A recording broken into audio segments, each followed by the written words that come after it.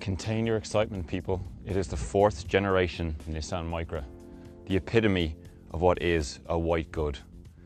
It's a car that managed to have no styling, which is strange considering the car it replaced, the 3rd generation, or the K12 as it's called, which was nicknamed the cowboy hat, which was controversial at first, but at least it had a little bit of character.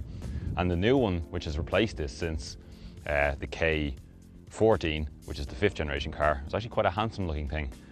But yeah, you wouldn't exactly get excited about this. But although it's boring on the inside, it's also boring on the inside. So the inside of the 4th generation Nissan Micra is a sea of grey, but it is actually quite reasonably well spec'd. This car has air conditioning, auxiliary cable for your MP3 player or your phone. It's got Bluetooth connectivity for your phone also. It's got a CD player. It's got a leather trimmed steering wheel. And it's got 2 cup holders up front, a little tray, 2 glove boxes, and another cup holder in the back for the rear seat passengers. Rear seat passengers, now you can't really see on camera here, but I don't have an awful lot of leg room back here. The seat is set up for my driving position and it's right the way back because I'm quite tall. So if there was a tall person driving and I was sitting in the back, I wouldn't be going anywhere very far before I got lots of cramp in my leg. Also, although it has electric windows in the front, it has these bicep bending rolly uppy downs in the back. But hey, look, this is not a luxury car.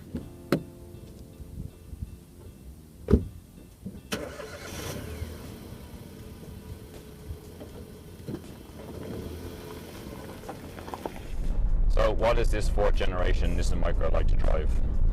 Okay, I'm not going to pretend it's the last word in driving dynamics, but on a back road, it's got that classic case of slow car fast.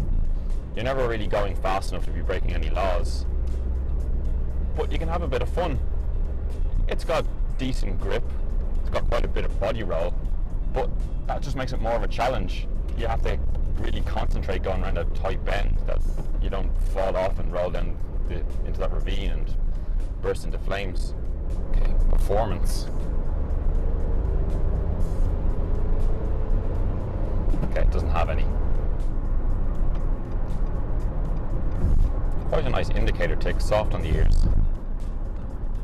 Well, a motorway cruiser it is not. I'm currently doing 100 kilometers an hour on the motorway, and it's quite loud in here. Quite a lot of road noise, especially from these tyres which come from a country which probably doesn't exist anymore.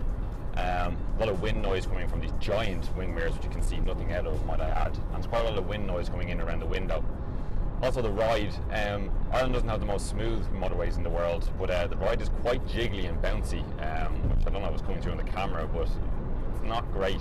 Also this seat, okay, I'm unnecessarily tall, I'm 6'3", but with it pushed all the way back, there's no leg room for me in the driving position, and there's no lumbar support in this chair. So if you're going on a long motorway run in this car, an hour and a half, 2 hours, you will feel really, really painful afterwards. And also, the car is currently averaging on the trip computer says 6.4 litres per 100 kilometres, which, if my maths is correct, is about 44 miles to the gallon in all money, which isn't terrible. But that's mostly calculated from town driving, which this car is more suited to. If you go on a long run on the motorway again in this car, the little 40 litre tank will probably run out after about 400 kilometres, because the car is turning over 3,000 RPM doing 100 kilometres an hour, and it really will, the little 3-cylinder engine really will drink that petrol quickly. But anyway, this is not the environment for this car, it's a city car. Okay, so the 4th generation Nissan Micra may not be perfect, but it is cheap, it's affordable to run, and it's reliable. You really can't ask anything more than a car from that. But the most important thing is, it's a car, and we all love cars. Be it the cream of the crop, or something lower rung like this, it's still able to put a smile on your face. And that's what it's all about, the joy of driving. Make sure you stay subscribed to our YouTube channel for all the latest videos, and thanks for watching, and we'll see you again soon.